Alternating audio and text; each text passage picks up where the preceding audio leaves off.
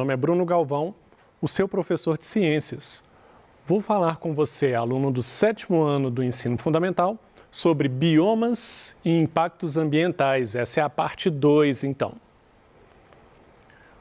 O principal objetivo desta aula, assim como na aula anterior, é permitir que você, aluno, consiga relacionar os biomas aos principais impactos ambientais. Bom, vamos começar falando do Pantanal. O Pantanal ele se estende pela bacia do Rio Paraguai e ele está presente no Mato Grosso e Mato Grosso do Sul. Então, o Pantanal, lembrando que o Pantanal ele é um bioma que, na verdade, ele recebe influência de outros biomas, recebe influência da Amazônia, do Cerrado e da Mata Atlântica, principalmente. Os principais rios do Pantanal, eles nascem no Cerrado. Isso é uma característica importante porque o desmatamento e a poluição que ocorre no Cerrado vai afetar diretamente o Pantanal. Bom, como eu disse, o Pantanal, então, ele é um misto de alguns biomas. Ele tem um pouco de vegetação e animais que pertencem à Amazônia. Ele tem um pouco de vegetação, algumas áreas que são semelhantes ao Cerrado, e por isso também influências no Cerrado vão também influenciar o Pantanal. E tem também a Mata Atlântica, que faz parte aí, que está muito próxima dos limites aí do Pantanal. E, portanto, nós consideramos que este bioma, o Pantanal, ele é um misto desses biomas. Bom, quais são aí os principais impactos ambientais relacionados à região do Pantanal? Nós temos no Pantanal o garimpo de ouro e pedras preciosas. Quando nós pensamos em garimpo, nós estamos pensando então em extração de materiais ou de minerais preciosos, como é o caso de ouro, entre outros minerais. E quando você está extraindo isso do solo, você causa danos também no solo, mas tem uma coisa muito importante a se destacar aqui. Na retirada desses minerais preciosos, é muito comum se utilizar uma substância tóxica, que é o mercúrio. E esse mercúrio, ele acaba sendo despejado nos rios, contaminando a água dos rios. Poluição causadas por usinas de produção de álcool e açúcar. Bom, isso aqui é mais fácil de nós entendermos. As usinas, em geral, elas precisam de usar equipamentos que gastam energia. E essa energia pode ser energia elétrica, pode ser energia a vapor, à base de carvão, entre outros processos de produção de energia. E nesses processos de produção de energia, as usinas podem, inclusive, poluir o ar ali naquele bioma. Outro problema também são os lixos que a usina produz. Esses lixos, muitas vezes, eles podem não estar sendo acomodados nos seus devidos lugares. E esses lixos podem entrar em contato com o solo ou com os rios, também contaminando o solo ou os rios. Esses são alguns aí dos fatores relacionados às usinas. Pecuária extensiva. Quando nós pensamos em pecuária, nós devemos lembrar imediatamente de criação de gados, por exemplo. Bom, então quando você tem a criação de gados, você também pode ter criação de ovelhas, né, ovinos, caprinos, mas vamos pensar aqui na criação de gados. Normalmente são feitos em campos abertos, em que você tem muita gramínea, né, ou muita grama, e essa grama ela é pisoteada. Então, isso vai prejudicar aquela vegetação e também esse pisoteamento vai mudar as características daquele solo. Inclusive, aquele solo pode se tornar um solo infértil futuramente. Esse é um dos problemas aí da pecuária, além de outros mais. Pesca predatória, caça ao jacaré. Bom, a pesca predatória, então, essa pesca desordenada, em grande quantidade, é um grande problema para o Pantanal. Porque o Pantanal ele é uma planície alagada, então tem vários lagos, lá também no Pantanal passam muitos rios E é uma região, então, rica em espécies de peixes, além de crustáceos e outros. Enfim, se você pesca em grande quantidade e sem controle adequado, você está tirando muitos peixes ali daquela região e muitas vezes você pode causar a extinção de algumas espécies desses animais aquáticos. A caça do jacaré é muito importante se destacar também, porque o Pantanal ele tem uma biodiversidade imensa e, inclusive, no Pantanal nós encontramos uma grande quantidade de espécies de jacaré também. E esses jacarés do Pantanal, eles muitas vezes são caçados para a utilização do couro ou da carne desses animais. Plantio de cana-de-açúcar. O plantio de cana-de-açúcar, ou seja, fazer uma monocultura. O que é uma monocultura? Você cultivar um tipo só de planta naquele lugar, como é o caso do cultivo aí de cana-de-açúcar, você está fazendo muito mal para aquele solo. Porque se você tem plantas diferentes ali naquele solo, cada planta retira do solo alguns nutrientes que lhes são mais necessários e essas plantas também, quando as folhas delas caem, além dos processos que ela faz de troca com o ambiente, ela vai depositar no solo tipos de sais minerais diferentes, algumas características diferentes. Se você tem uma monocultura, ou seja, um tipo de planta que sempre extrai a mesma coisa do solo e sempre deixa no solo a mesma coisa, você pode tornar aquele solo infértil para possíveis outras plantações, ou mesmo, o que é mais importante, você deixa ele infértil para que cresçam novamente a vegetação natural ali daquela região. Às vezes aquele solo, então, ele não vai ter mais as propriedades que permitam crescer uma árvore que seja nativa daquela região. Aqui um exemplo de animal que está descrito como um animal que sofre ameaça de extinção. Ele está no livro que consta os animais em ameaça de extinção. Aqui é a ariranha, é um animal característico do Pantanal, vive próximo de rios e lagos, é um ótimo caçador de peixes, portanto, também a vida desses animais está relacionada à pesca predatória também, porque se você pesca indiscriminadamente os peixes, você também está tirando alimento desse animal. É um animal muito bonito. Se você procurar na internet, você vai achar outras fotografias maravilhosas. E esse aí é um animal que se destaca no Pantanal e que sofre com a possibilidade de extinção. Vamos falar do cerrado agora. O cerrado, ele é um bioma muito biodiverso, caracterizado pela presença de gramíneas, arbustos e árvores retorcidas. As plantas, então, elas vão ter longas raízes para retirar água e nutrientes de maiores profundidades.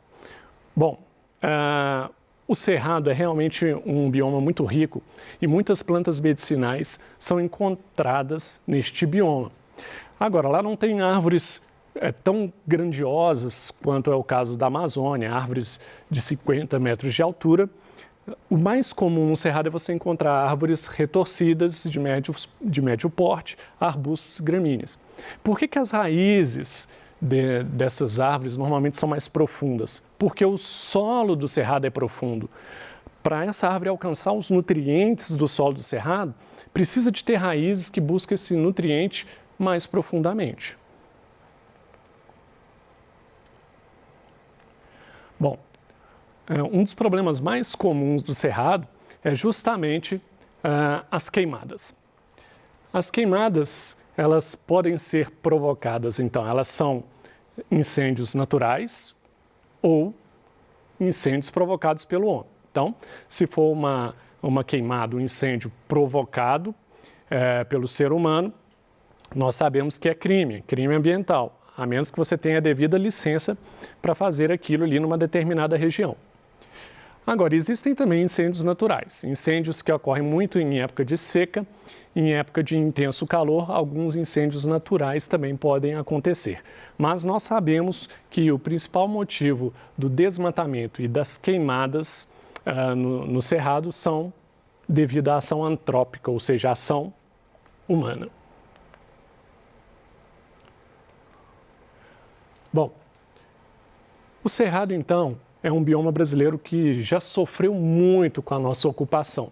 O ser humano ocupou principalmente a Mata Atlântica e também o Cerrado. Nós, então, ocupamos muito essa região do Brasil e devido ao Cerrado sofrer com o garimpo, muitos rios foram contaminados com o mercúrio. Quando eu falei lá atrás que o garimpo ele tem uma relação muito forte com o mercúrio é utilizado na extração, na separação aí dessas pedras preciosas, os minerais preciosos. E então, os rios contaminados têm contribuído muito para o assoreamento desses rios, ou seja, esses rios estão ficando cada vez com uma menor quantidade de água. Bom, a mineração, eu posso dizer que então que o garimpo ele está fortemente relacionado com a mineração. O garimpo é uma forma de mineração, mas nós temos aquela mineração também que usa grandes escavadeiras, grandes máquinas, e todos esses tipos de mineração vão provocar um grande desgaste e erosão do solo.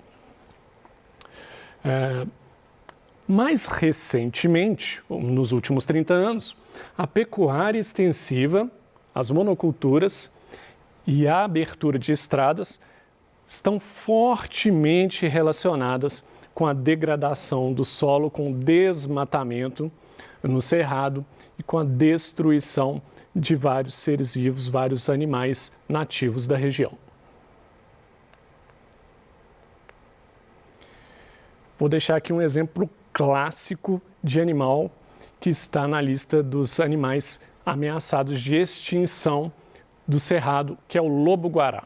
O lobo-guará é um animal muito característico dessa região, é um animal que é da família aí dos cães, muito próximo dos cães então, e é um animal de extrema importância para o meio ambiente do cerrado e é um animal também muitas vezes caçado, e normalmente esse animal é caçado por aqueles que praticam a pecuária, porque esses animais muitas vezes eles podem caçar alguns outros animais que são criação ali daqueles donos de terra. Então muitas vezes esses donos das terras, esses fazendeiros, eles caçam esses animais para proteger as suas galinhas, a sua criação.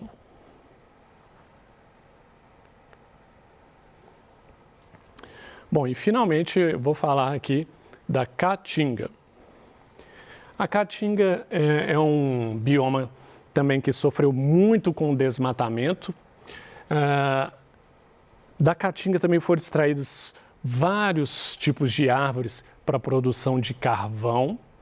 Lá também ocorreu o processo de plantação de cana-de-açúcar e também a pecuária também ocorreu em grandes propriedades. Então, repare aqui que quando nós pensamos aí nesses três biomas que estamos falando sobre ele, Pantanal, Cerrado e Caatinga, existem muitas coisas em comum aqui, principalmente quando se trata de impactos ambientais. Nós estamos falando basicamente de processos que ocorrem nesses três biomas: desmatamento, plantio de cana-de-açúcar, principalmente plantio de monoculturas, cultivo de algum tipo específico, uma espécie só de planta. Nós estamos falando de queimadas, nós estamos falando de pecuária. Então, normalmente, esses processos, essas atividades humanas estão relacionadas a quase todos os biomas com relação à degradação desses biomas, com relação a morte de animais nesses biomas, com relação à degradação do solo, com relação ao desmatamento, com relação às espécies de plantas que vêm desaparecendo, sendo extintas aí dos biomas do Brasil.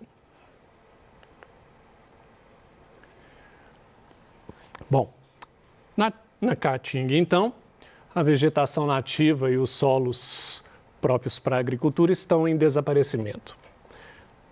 A pecuária e o reflorestamento, então, tem sido a única alternativa econômica do sertanejo.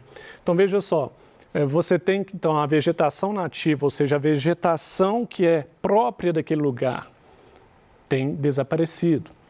Você tem que os solos estão cada vez mais pobres, mais difíceis de você praticar o cultivo de plantas para o seu sustento. Eu estou pensando aqui agora no caso do sertanejo, aquele que vive lá e ele cultiva para a sua família, ele planta o que vai comer.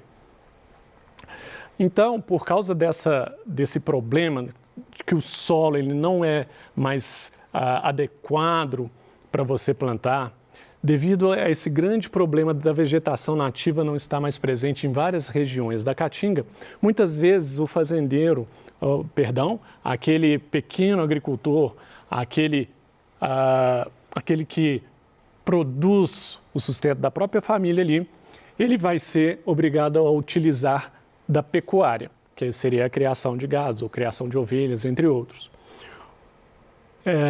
Além disso, uma coisa que ele pode fazer é tentar um reflorestamento, ou seja, plantar novamente ali algumas plantas que poderiam ajudar a deixar aquele solo mais rico em nutrientes, sais minerais também.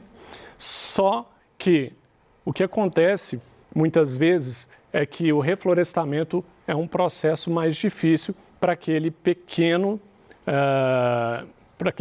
empresário ou mesmo para aquela pessoa ali que está produzindo para a própria família, porque você precisa de muito material para fazer isso.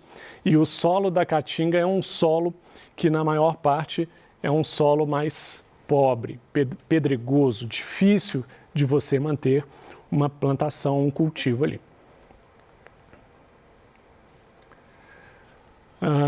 A pecuária, principalmente, ela pode causar um problema sério que a gente chama de desertificação, ou seja, aquele solo ali que sofreu com um processo muito cruel por causa de desmatamento e depois desse desmatamento ainda você usar a criação de animais, de gado, entre outros, então você extraiu aquela floresta dali, aquela floresta nativa, as plantas nativas, que forneciam matéria orgânica para o solo. Depois você ainda pisoteou essa terra através da pecuária e você pode estar causando aí a desertificação. É o quê? Aquele solo ele vai ser incapaz de manter alguma vida de qualquer planta. Se não cresce mais planta ali, ou seja, se não tem planta, não tem alimento para certos animais. O solo não vai permitir que cresça mais plantas. Você vai ter uma espécie de deserto. Por isso o nome desertificação. Um exemplo de um animal muito bonito da Caatinga e que está ameaçado de extinção é o da arara azul de Lear. Esse animal corre o risco de extinção, inclusive porque o ser humano tem desmatado essa região e com o desmatamento esses animais que se alimentam de sementes de algumas plantas, eles não estão tendo mais essas plantas disponíveis para eles se alimentarem dessas sementes. Aqui ainda vou citar um bom exemplo aqui de espécie de planta que está ameaçada de extinção na Caatinga, que é a baraúna. A baraúna é uma planta muito famosa no Nordeste do Brasil, lembrando que a Caatinga é um bioma que é muito bem representado para o Nordeste do Brasil, é lá que está esse bioma, e essa árvore aqui é uma árvore resistente àquele clima semiárido, e os troncos dela, a madeira dessa árvore é uma madeira muito forte, e por isso ela foi muito extraída, inclusive para fazer carvão e também para a construção civil.